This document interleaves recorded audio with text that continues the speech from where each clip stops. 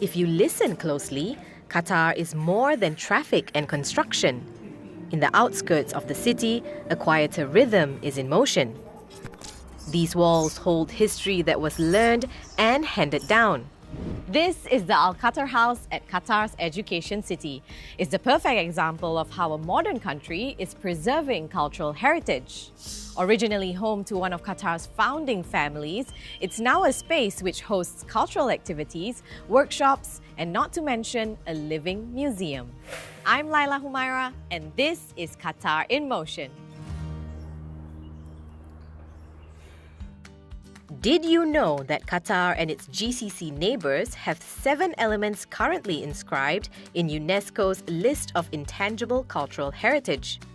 Last year, the Bisht and Al Sadu weaving were inaugurated, joining Arabic coffee, henna, dates, falconry, and the Majlis. This year, the region is looking to add Al Arda, the traditional sword dance, the musical instrument oud, and Al Safiyat plant weaving into the list. The Al Khater Heritage House is the home of the Herfa program, Qatar Foundation's year-long course aimed at reviving the art of traditional crafts deeply rooted in Qatari and Islamic culture. Launched in 2024, Herfa combines tradition and creativity to safeguard heritage arts and ancient craftsmanship. Long before the construction of state-of-the-art universities in Education City, the area, known as Al Rayyan, was home to Qatar's earliest rulers and founding families. This location where we are now was one of the first inhabitants of all Al Rayyan. So the Al Khater family, or the late Fahad Al Khater, relocated with his uncle, who was at the time ruler of Qatar, Sheikh Abdullah bin Jassim. And at the time there was nothing here, but the area was fertile and it had underground water. The ruler settled there with his nephew, and that is around the end of the 19th century, beginning of the 20th century, like the early 1900s. With the establishment of Qatar Foundation in 1995, Al Rayyan became the cradle of knowledge and learning. Led by a vision to protect heritage, instead of being demolished, the old houses were incorporated into the construction of the area. Al Khater House is a very unique cultural hub. It's one of the buildings that QF restored to promote cultural heritage and to stay as a hub for gathering generations around identity, heritage, and culture, and to stay rooted as well. So Herfa program is a unique program in the region, let's say, where it's cover all the traditions, activities.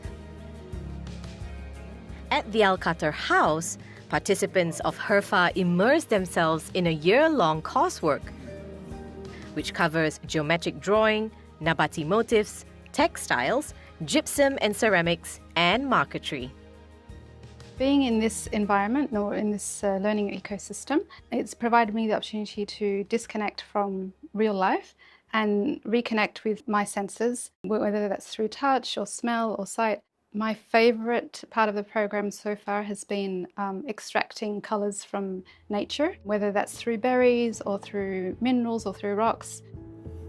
Each structure of the building is used as classrooms, workstations, and places to store materials, inventory, or equipment like kilns. The flower and herb garden is also where participants get to experiment with different types of plants and natural dyes. At the end of the program, they get to showcase their masterpiece and hopefully pass along what they've learned. تعلم الفنون الإسلامية في برنامج حرفة يعتبر جسر وطريق إذا الشخص مشى عليه يجد في نفسه مسؤولية أن لما يتعلم الشيء ضروري يعلمه للجيل القادم. فأتمنى في نهاية البرنامج أن أنا أقدر أنقل معرفتي والأشياء اللي تعلمتها إلى الآخرين. It's quite fitting that a program aimed at preserving traditional craftsmanship is being hosted within the grounds of a heritage house, which itself has been refurbished to ensure that the legacy of Qatar's founding families lives on. Al Khater House has some unique features that you don't see in an urban Qatari house. This is a rural setup for a Qatari house connected to agriculture. The large courtyard is needed because of the need, like from agricultural perspective, the availability of land, and also there was an area at the back that used to house animals. We have the majlis, which is the main hospitality space for Qatar in Qatari tradition. Among other features that were kept true to the original form are the mosque, the main gate, the stone walls and danshell roofs, as well as the road that leads to the royal family's home.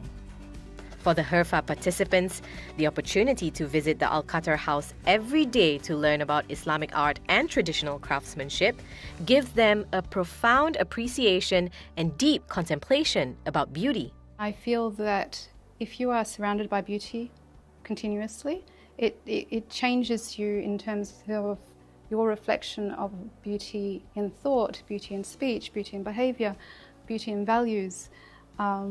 And to be surrounded by that remembrance continuously can only make us more humane and better human beings.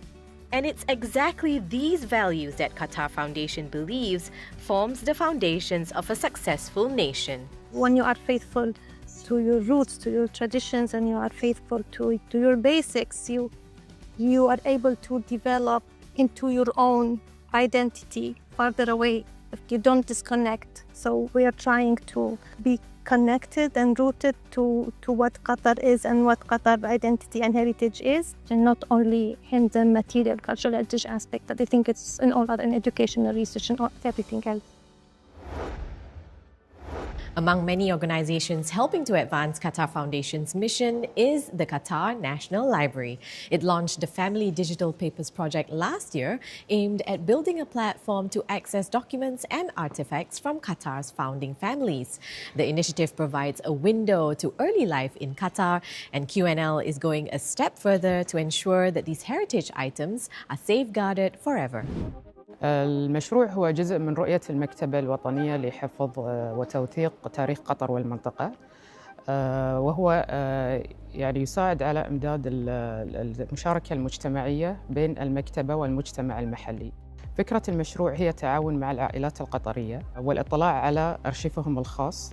أقدم وثيقة حصلنا عليها في هذا المشروع هي وثيقة أرض تعود لأحد العوائل القطرية، تعود لعام 1794 في منطقة بوشهر.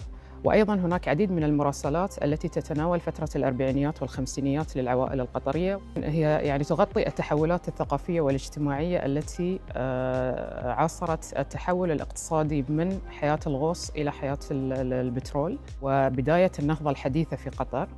ثم نقوم إرسالها لمعمل الترميم الموجود في المكتبة، ونقوم بعمليات ترميم بسيطة، وهذا يساعد على حفظ هذه المواد على المدى الطويل للعوائل أيضاً.